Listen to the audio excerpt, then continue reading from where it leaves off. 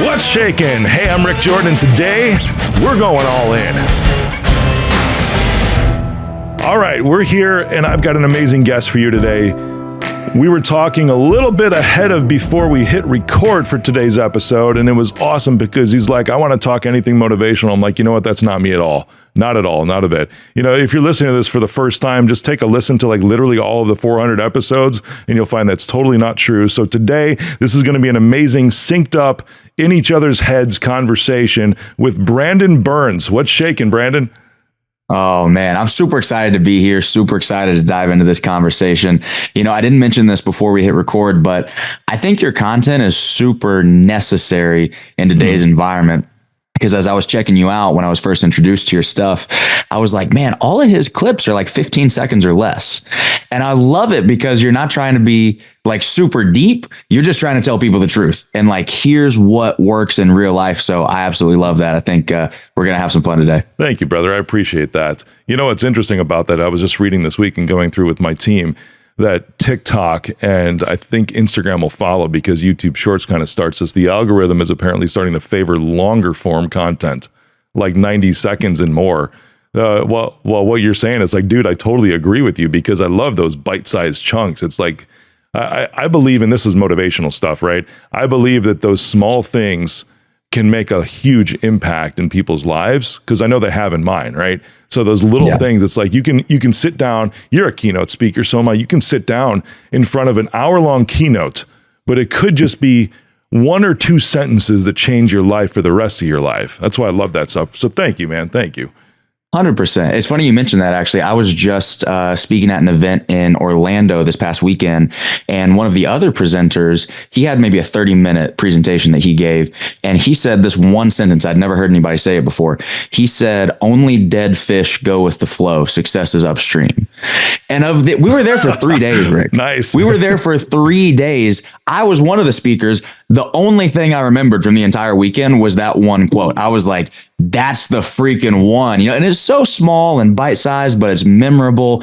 So no, I'm right there with you. Those little like proverb, like little one-liners, those are so good. Right on, man. That's interesting. You know, let's talk about this a little bit here. First, let's introduce everybody to you, right? Because I mean, you're a keynote speaker, as you said, you know, an elite athlete, viral influencer with over 50 million views on social media. But I love this, right? Two-time Big Ten championship winning coach. Can you tell me a bit about that? 100%. So I was born and raised in a small town in Alabama, right outside of Huntsville. I started gymnastics when I was 10 years old. Gymnastics was my first love through and through, loved everything about the sport. When I was 18, I walked on to the University of Michigan.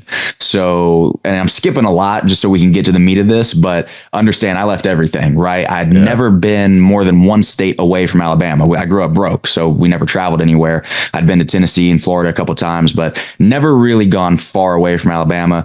Both my parents were sick. So I literally left everything, moved across the country from Huntsville, Alabama to Ann Arbor, Michigan, walked onto the team, was cut 4 times in 5 years. When I say that, most people think it's like a Rudy situation where there was this miraculous comeback on year 5. It was actually the exact opposite. I was on the team year 1, cut every subsequent year, time after time.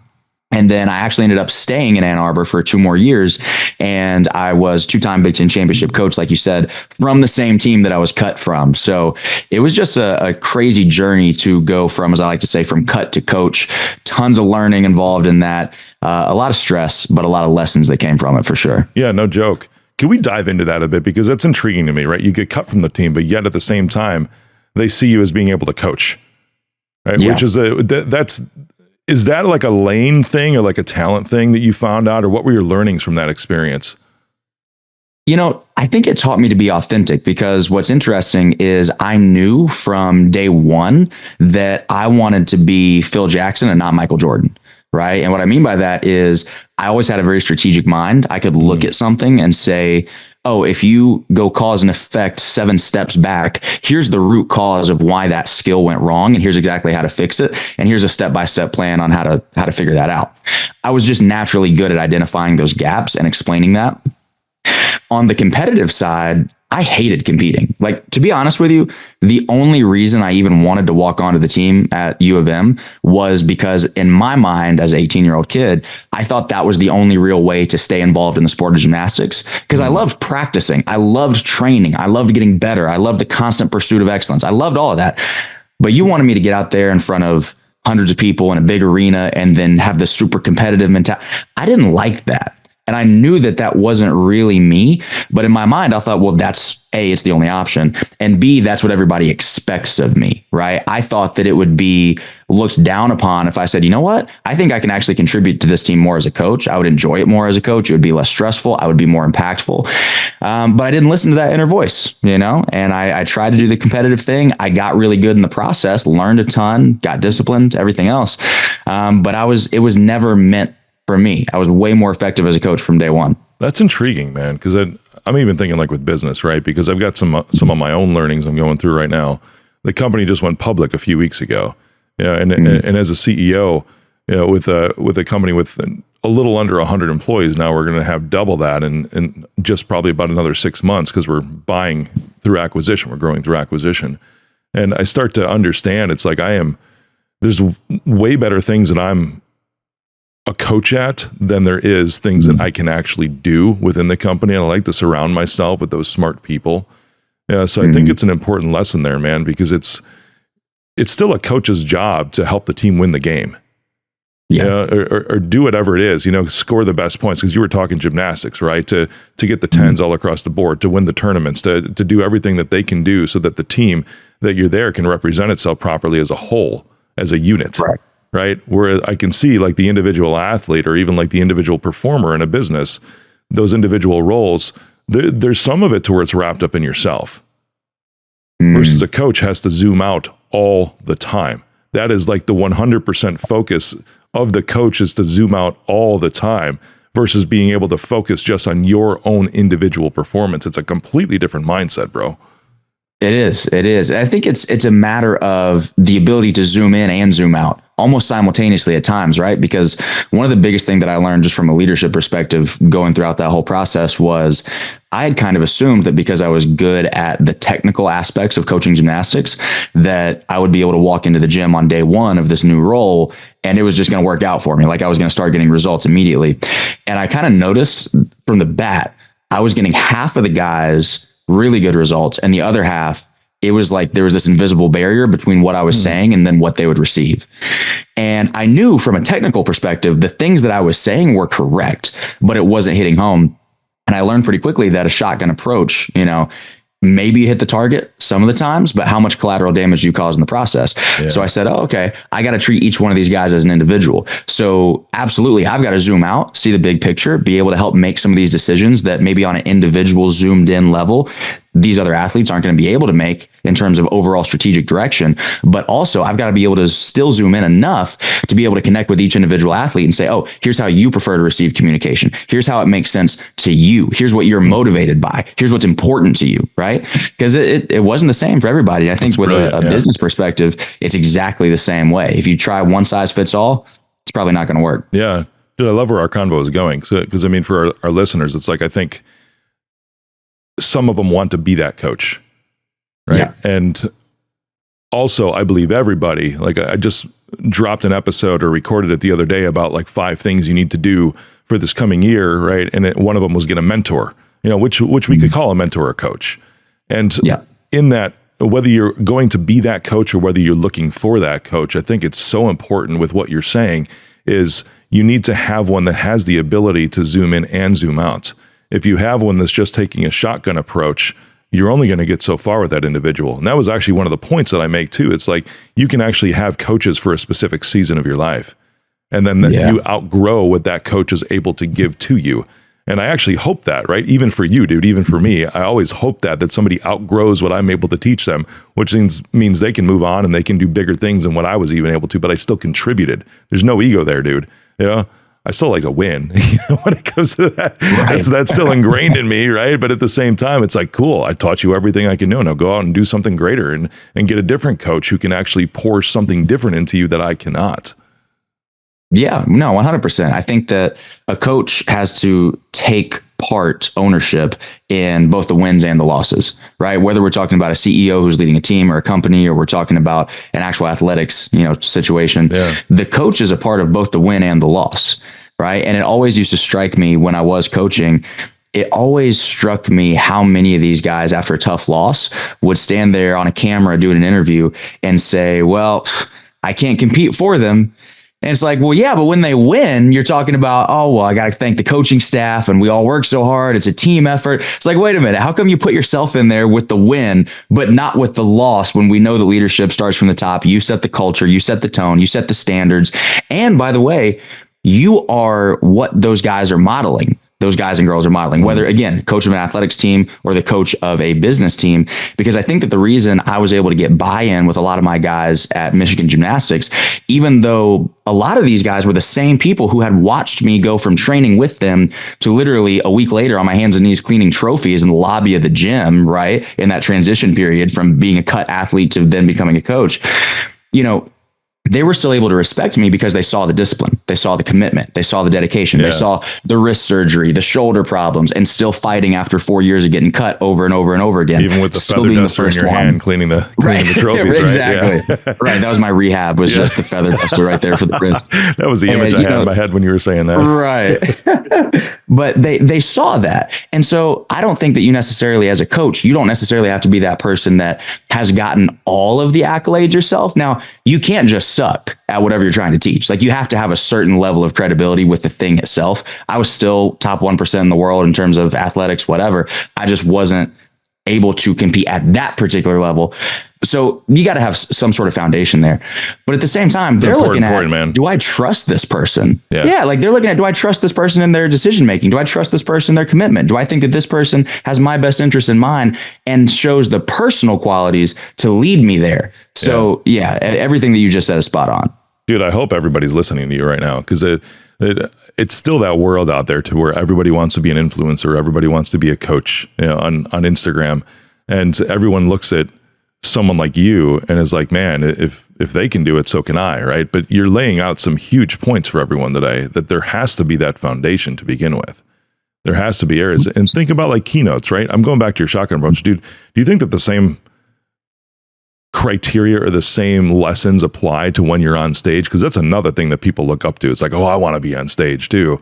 Sure. I can't wait. But that shotgun approach, even on stage, is something that you got to understand. It's like, half the people are going to hate you because of what you're saying, just right off the bat, right? Because you have a specific message when you're on stage, and that message is really only for like a subset of people that are in the audience, depending on not so much where you're at, but even where they're at. So it's a little bit difficult to walk into a room and understand, oh, this is where everybody is, unless you have a really targeted audience. Yeah. It's funny that you mentioned that. One of my mentors or coaches in the speaking realm was Eric Thomas, and he still is one of the top motivational speakers in the world. And after that whole saga, of getting cut from the team and coming back to coach, once I left Michigan, I actually started out, my first job out of college was an unpaid internship with ET. And climbed the ranks, started out doing admin work and customer service for free, and then got hired full-time initially, again, admin, like literally spreadsheets all day long, right? Climbed the ranks, became his agent, started negotiating gigs for him. He helped launch my speaking career, and now we got a couple of JVs together. Just crazy arc of that whole relationship. But one thing that I learned from him really early on was two things. Number one, exactly what you just said, half the people are not going to like what you have to say. Yeah. And the other half are only going to like what you have to say if they believe that you are convicted. Like, if you stand on it and you really believe it, then you got that other half. If you're kind of 1 foot in, 1 foot out, you're a little timid, then even the other half who's resonating with the message, even they're not going to like it because they feel like you're just full of it and you're just there for the money or the check or being on stage or whatever. Yeah. So step one, believe in what you're saying from the bottom of your heart. Step two is, and he learned this because he was a pastor before he was a speaker. And so he was accustomed to having a different message every single Sunday. Really? I didn't know that. Yeah. So he was used to that same thing, having a different message every single weekend. Yeah. And so with our process, because I still do a lot of the booking for him now, we say, hey, client, what do you guys want? Like, what's your audience struggling with? What are the takeaways that they need? What's the context? What situation have you found yourselves in as a company, as a team over the last 6 months? And then we build a completely bespoke keynote out of that. And I do my speaking the exact same way. To me, it just shows that you care more about your audience than when you write your book and do the same 4 points and 45-minute keynote for the next 20 years, you know? For sure. Dude, it's funny you mentioned that. As I was tapping, most people listen rather than watch the show. And it's like, yeah, I was. And regular listeners know that I was. I helped plant 3 churches. And you're right about that. 'Cause I did stand up on Broadway a few years ago. And that's tough. It was. But when I walked off, right, because there's a skill set. So maybe there's I don't know, maybe there's some pastors listening today. They're like, I want to expand and do whatever. Right, they feel like they're growing into a different area of their life. I don't know. But when I was on there, of course, there's some things, right, as jokes when you're in there. The sizzle reels, dude, for stand up. There's laughter. They find the best spots and everything. And even like the Netflix specials, they're like an hour long for like Fluffy, right? You go see them in person, it's like 2 hours long because they're only taking the best stuff and putting it up there for the whatever. But my coach for that, I had a coach for that for stand up. When I did this challenge, I had a coach for that too. He's like, dude, you got that pastor blood running through you. I'm like, what do you mean? He's like, when some jokes didn't land, it didn't phase you. You just kept rolling like you were preaching a sermon on Sunday. Like, that's hilarious. Oh man, that's a great skill set to have. The hallmark of a pastor turned speaker or anything else is when you close for 30 minutes straight. It's like, all right, I'm getting out of here. This is my last thing. And then 30 minutes later, you're still on stage. That's the hallmark of a pastor. Oh my gosh. I have intentionally tried to eliminate that from all of my talks, right? For the close, for whatever, to end powerfully and swiftly. That's got to be the way. It has so much more impact. At least I've learned since those days anyways. Yeah. The first lesson that you were talking about from ET, tailoring the message to that specific audience. I think that's something that, in addition to having like 5 signature talks for a keynote speaker, because you should have those. You absolutely should. Things that you can go back to, because then when you know them, I didn't know we get into speaking tips today. When you get to that point where you have those 5 signature talks and you know them beyond memorization, you can start to have fun with them. You can interchange stories with those and everything. But at the same time, dude, that's brilliant. I love your approach to be like, we're going to tailor it to everybody who's in here today. And same thing, it's like with ET, he knows, it's like if you read your audience and all of a sudden it's like something lands really, really well, you might, within the first 5 minutes, you might throw out the remaining 30 minutes of your keynote and just focus on the depth of that one single point because of the response and where everybody's condition of their hearts and their mind is in that room. No, literally. And for anybody who might be listening, I don't know if we have any aspiring speakers on here, but the way that I always teach people to do exactly what you're talking about there, yes, absolutely have your core 3 to 5 keynotes that you can do in your sleep. That's super important, especially for marketability, right? If you're approaching other event planners, you can say, hey, here's exactly what I talk about. But the key to being able to improv on stage as a speaker is, I always tell people, write down the top 10 moments of your life, write down the top 10 low points of your life. Right. And then give me a story for each one. So for me, one of those would be cut from the team 4 times in 5 years. One of the low points would be suicidal ideation when I was in my teenage years. Right. So, and I got stories that go along with each of these of how I got there, how I got through it, etc. Then give me 3 different morals of the story. So for the gymnastics thing, I can talk about work ethic. I can talk about staying committed, even when it's not easy. I can talk about persistence. I can talk about resiliency. I can talk about getting back up. Like, there's a bunch of different nuanced little ways that I can break down that story, and it changes the way that I deliver it. And then it's like, it's your life, so you're not going to forget it. And now I've got 10 highlights, 10 lowlights with 3 different lessons attached for each, put in a story format. That's 60 stories that I can tell on stage. If it takes me 10 to 12 minutes to do that, I'm never running out. I don't care what you want me to talk about. I can do 45 minutes. Anytime, any place, anywhere. Right on. Dude, that's brilliant. Tactical advice, dude. That's amazing. Well, we've gone directions that I hadn't anticipated today. We ended up getting into like coaching all the aspiring speakers and all of the aspiring, what else did we talk about? Coaches. Coaching, mentors. Yeah. Yeah, it's like, wow, we're just having such a good time. But dude, there's something that I caught in your bio that I do want to get into here a little bit, because it was about family trauma during your childhood, and being able to overcome a victim mindset. And there's something that you said that ET believes in, right? Is where you have to believe what you're saying, right? I actually had one of those snippets you were talking about on my own content a little bit ago. It's like you have to believe what you're saying before people are believing what you're saying. Yeah. So that's good. It applies. And when you're in a victim mindset, I believe it's impossible to do that, to actually believe what's coming out of your own mouth. Because no matter what, you're always going to revert back to this phase to where everything else is what's doing things to you, rather than you choosing to continue to stay in that same spot without making the change that you need to be in a different place. Can we dive deep? What is the childhood trauma, man, that you had? Yeah, it was a few different things from a couple different angles. So first and foremost, biological father left before I was born. So I think there was a little bit of a hole there of why didn't the person who should have loved me the most not think that I was worth sticking around for, right? It to a point where in my mind I was like, okay, you didn't even give me a chance to quote unquote win you over, which is a crazy thing to even think about. But I remember as young as 8, 9 years old, I was having those sorts of ideas. Then you add on financial stress, right? Grew up with 2-parent household because my stepfather actually stepped into our family also before I was born. So to me, that's my dad through and through. Can never repay him for what he's done for me, raised me like his own. That's cool. But still, we never as a family made more than $60,000 a year combined, mom and dad. Mom got sick, incurable autoimmune disease. That took her income away. Dad got laid off when I was still pretty young.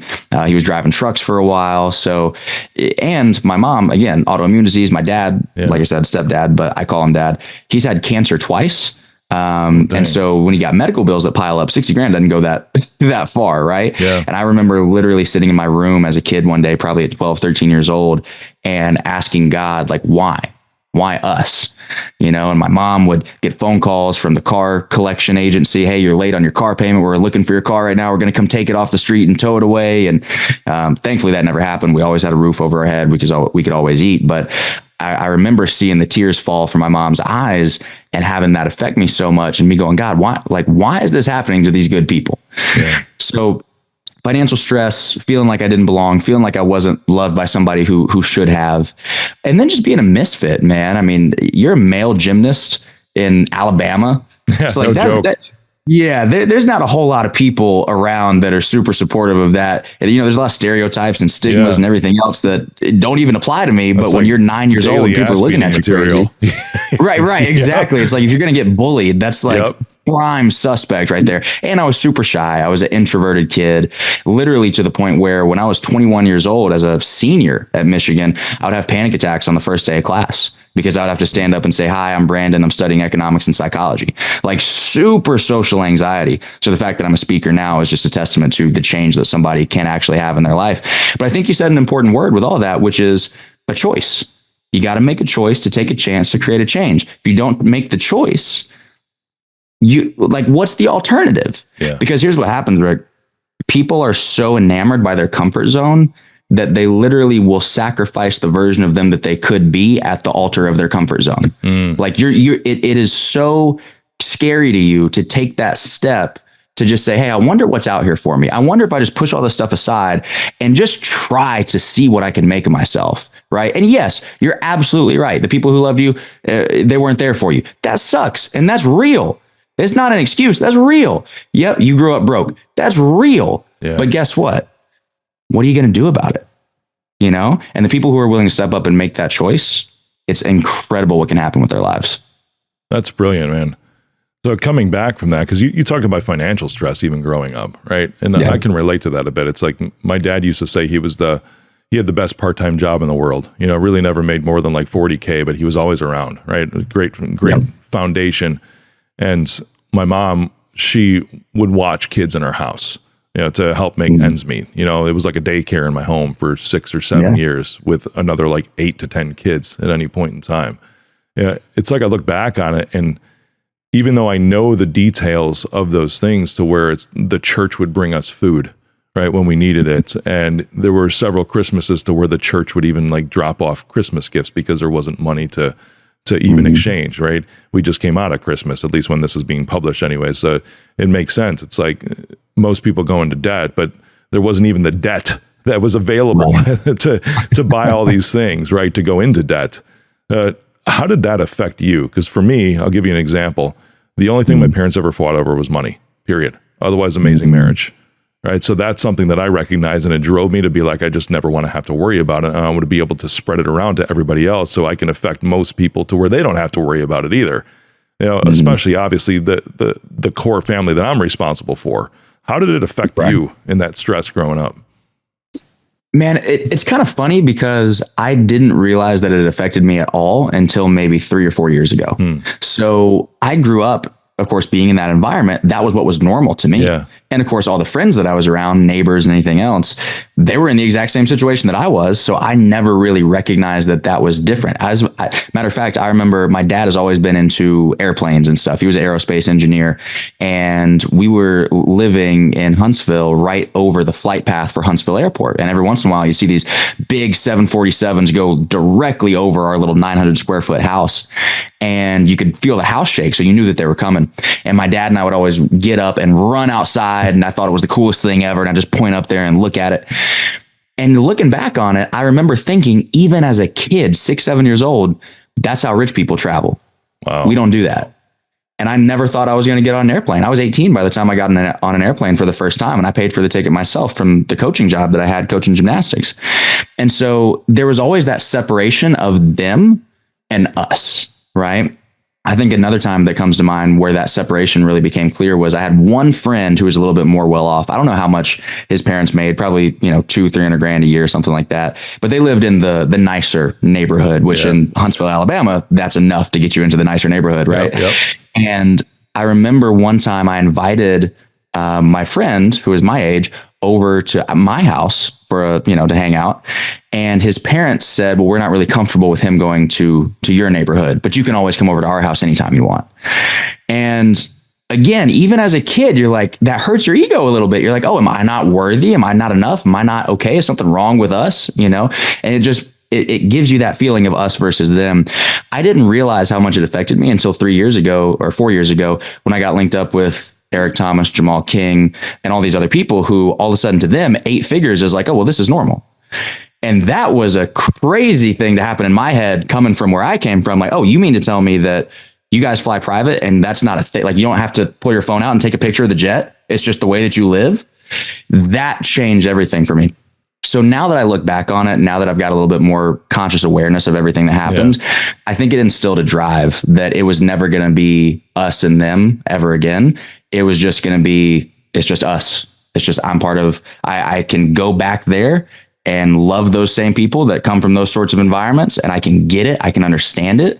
And then I can hang out with the people on private jets and I can completely belong and not feel out of place there too. I think it gave me a drive to eliminate that dividing line between us. That's cool. Now I'm gonna flip this real quick. You could call it devil's advocate or whatever, because there is the opposite experience, right? Not yours, but those that you used to hang out with when you were young too. Because now that you've ascended into an area to where you have some money, right? Everybody sees you as the same as they see me. It's like, oh, those are the rich guys. Yeah. Right. And it almost in the opposite perspective eliminates the relatability because they just don't understand, right? Like where you came from, or like me when I had no electricity for 3 days when my twins were born and laid off with zero income whatsoever in a 900 square foot condo and a family of 4.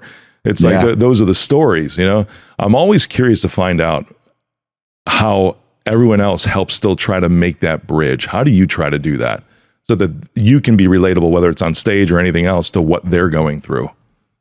Yeah. So it's something that another one of my speaking mentors, her name is Valerie Humphreys. She was one of the head coaches of one of ET's speaking programs where he teaches speakers and that kind of thing. One thing that she told me very, very early on in my career was you have to get through your story to get to your story. Meaning, if you don't make that transformation and you don't make peace with where you came from and where you're at now, then you'll never be able to relay that to an audience, because words can be empty. Words can be hollow if you just try and make up some sob story about this is where I came from.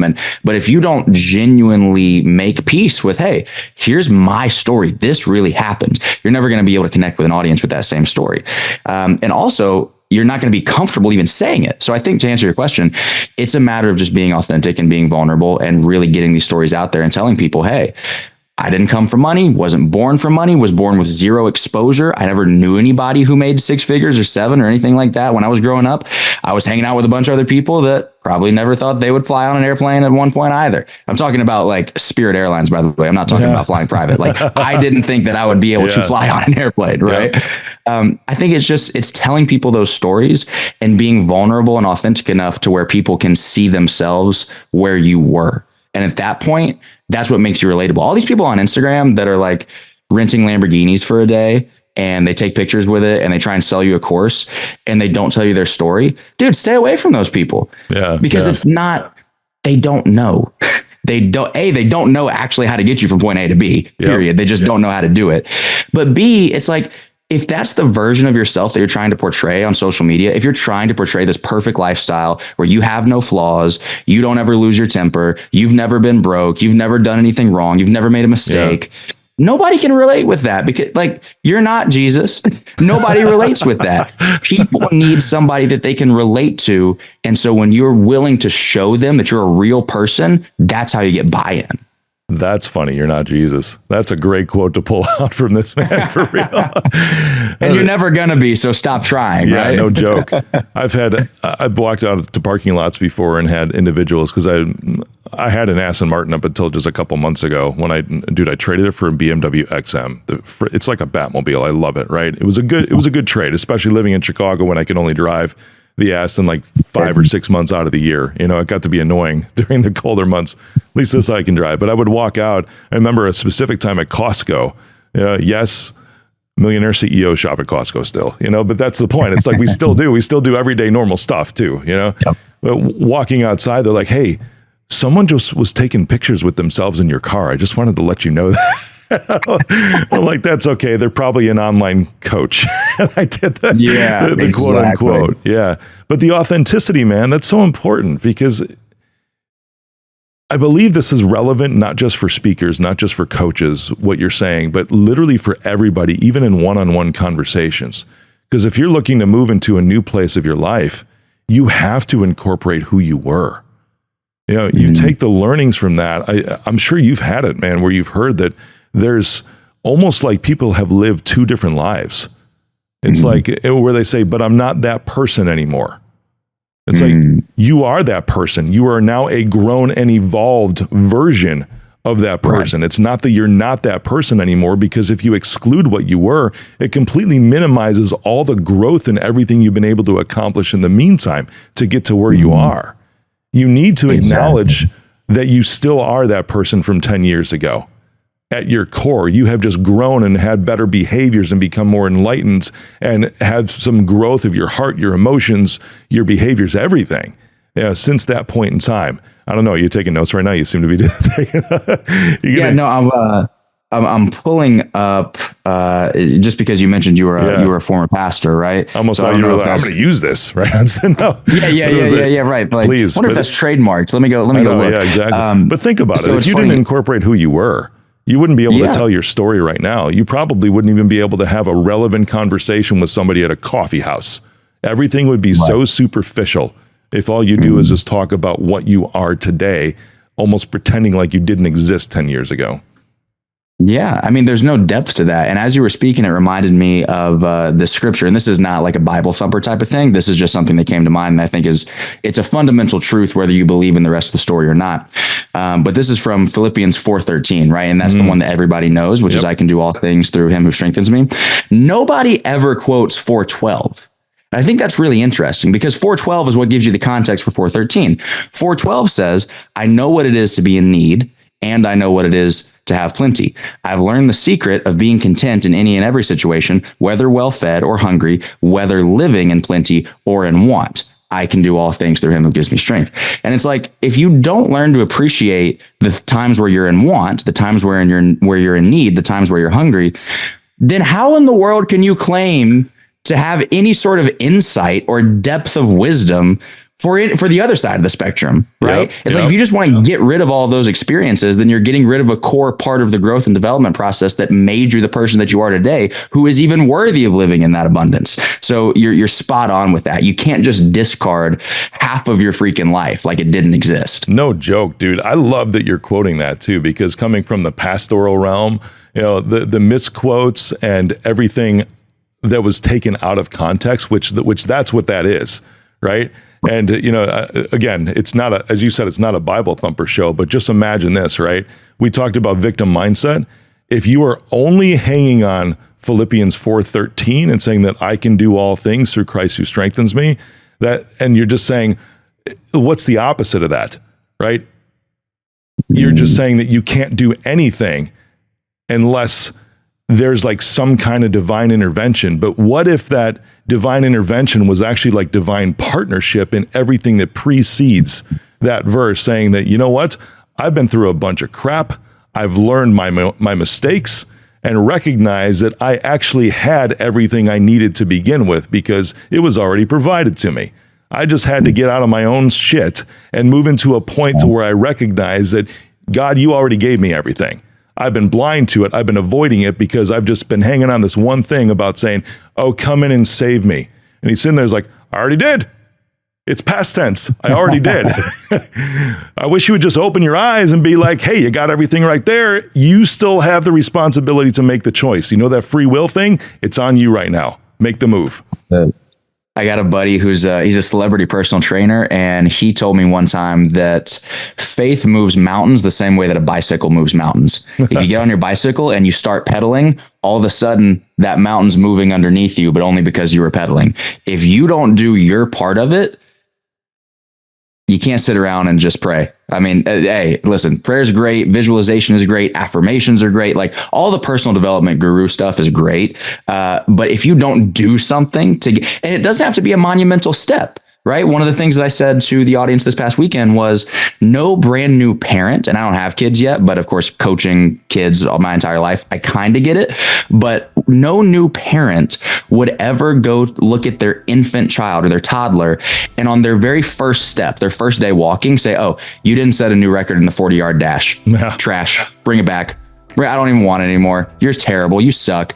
It's like, dude, the universe or God or whatever you want to call it, it's looking for baby steps. Yeah. It's looking for you to take the first step, and then it's going to help you. Something ET says all the time. If you have a car breakdown and you're just sitting there, you got your thumb out of the window, how likely is somebody to stop their car and get out there and help you? Pretty small likelihood. If they see you out and you're pushing that thing, everybody's going to want to come and help you because they see that you're taking that first step.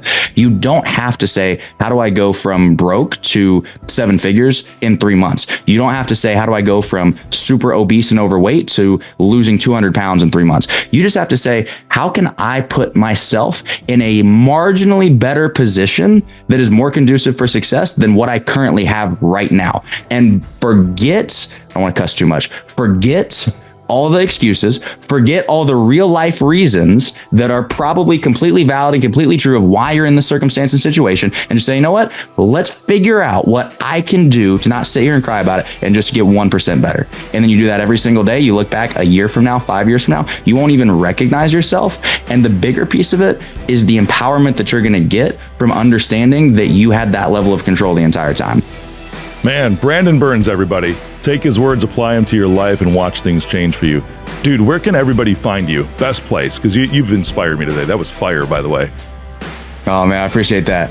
I am B Burns. It's pretty much everywhere. I try to keep it simple. All the different social medias, the website, it's all I am B Burns. Oh, I love it, man. Thanks so much for coming on, dude. This was amazing.